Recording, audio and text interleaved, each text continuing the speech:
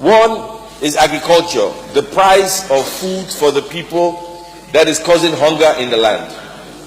I looked at statistics to find out why we're in this predicament. Everybody talks about the cost of the bag of rice, the cost of bag of gari, and so on. But the poor man on the street does not buy it by the bag.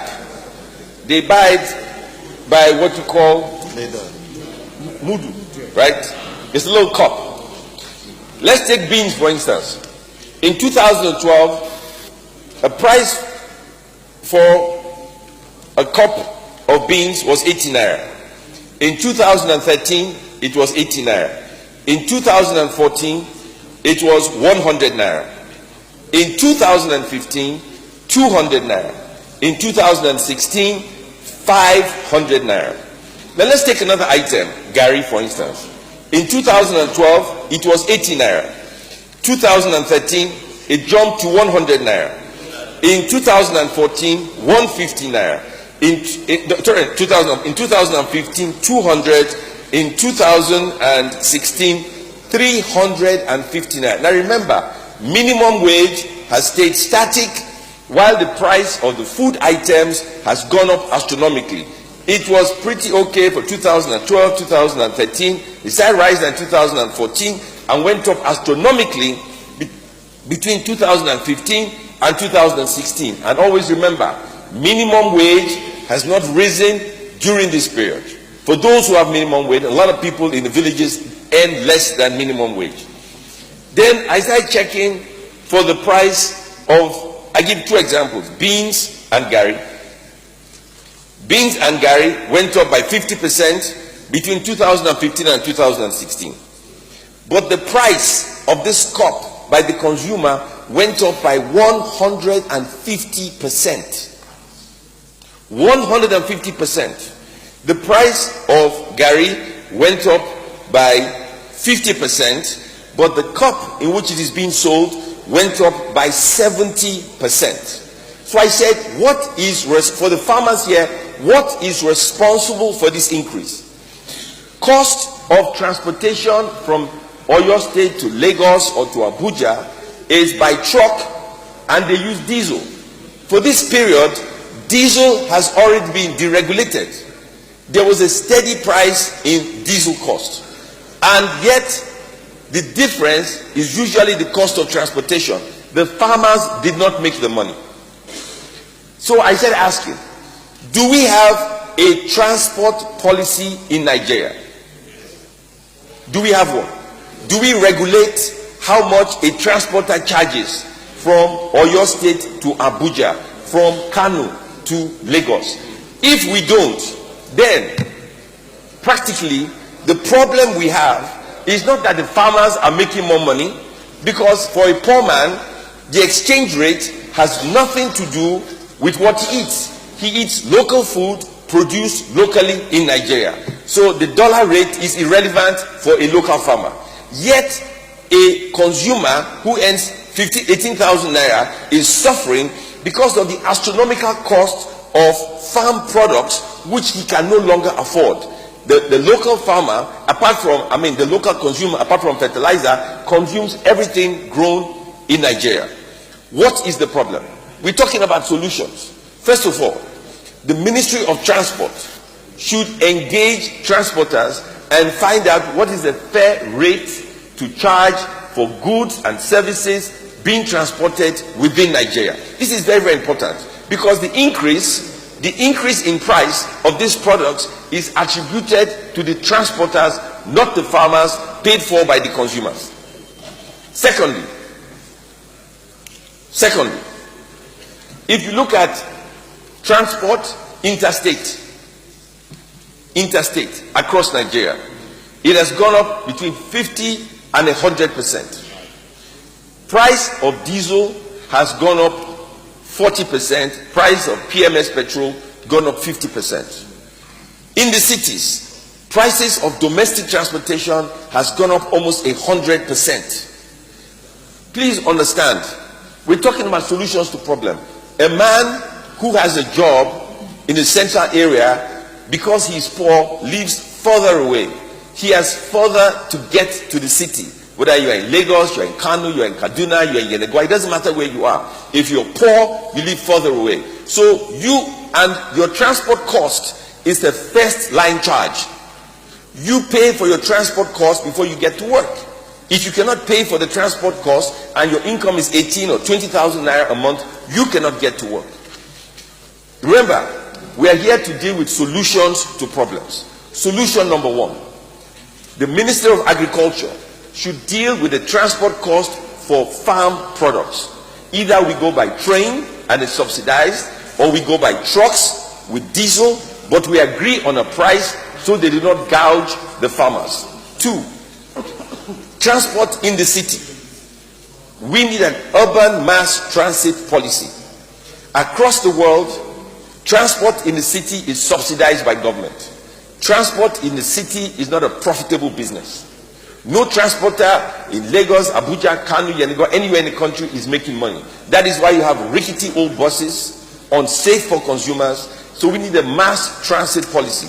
If you had a mass transit policy and you reduce transport costs by 50%, you reduce cost of transporting goods from the farm by say 50%, without increasing minimum wage, you have given more money to poor people to spend, and you can reinflate the economy, because all of a sudden you've given them a stimulus. Thank you.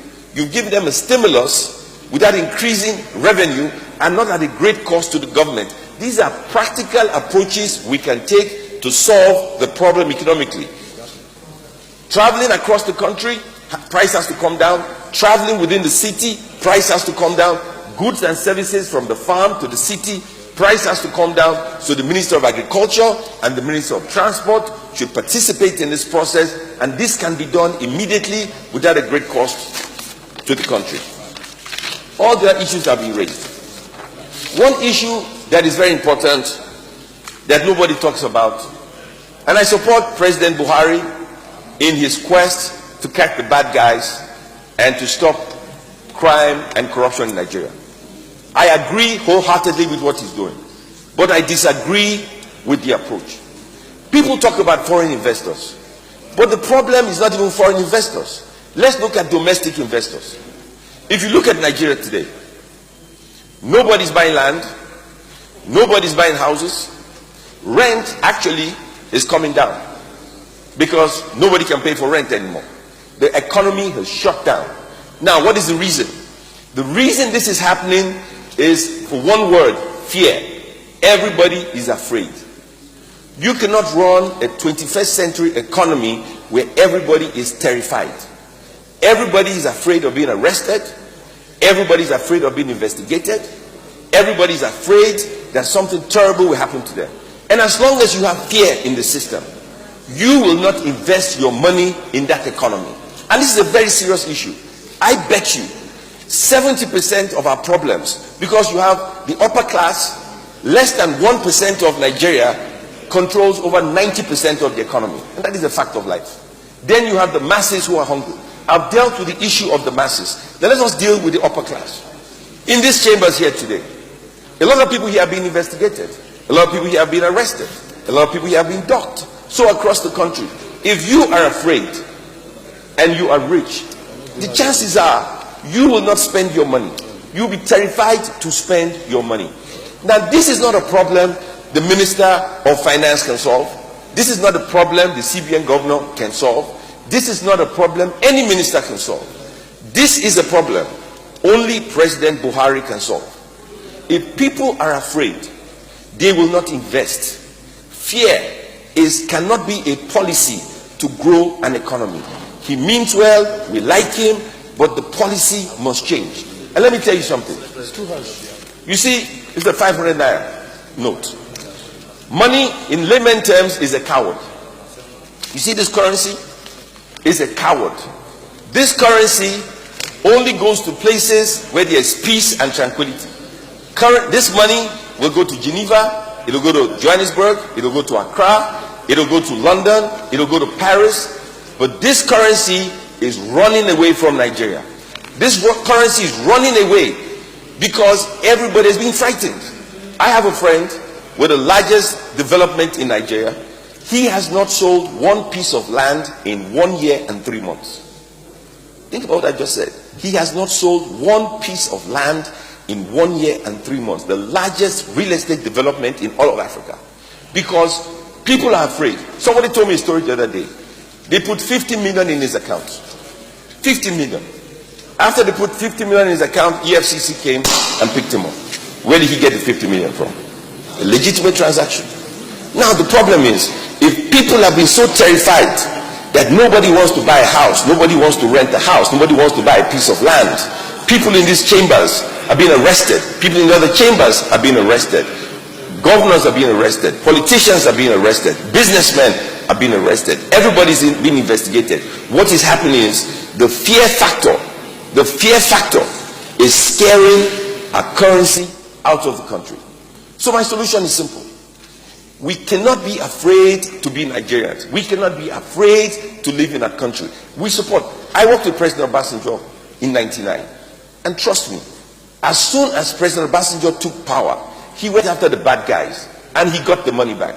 But I bet you nobody in this room, unless maybe Senator Saraki, who worked with him at the time, understood how he did it. But he got the money back into the economy. And nobody knew about it. Nobody was frightened. Nobody was terrified. Everybody went along their business. The only high-profile case we had was when he went to Abacha. He went after the bad guys, but nobody knew about it. We support President Buhari's policy. I'm only asking him directly. Let us have a change of approach. Let us not frighten us to the point where we do not want to invest in our own country. If we cannot invest in our own country, foreigners will not invest in our own country, on one hand. And secondly, if the Minister of Agriculture and the Minister of Transport could focus on goods and services being transported for the poor and reduce the price, we will have a greater country and we'll get out of recession. Thank you very much.